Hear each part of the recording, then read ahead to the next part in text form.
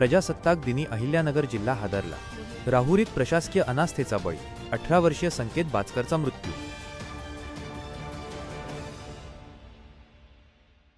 आज संपूर्ण देश प्रजासत्ताक दिन साजरा करत असताना अहिल्यानगर जिल्ह्यातील राहुरीमध्ये मात्र एका भीषण अपघाताने शोककळा पसरली आहे.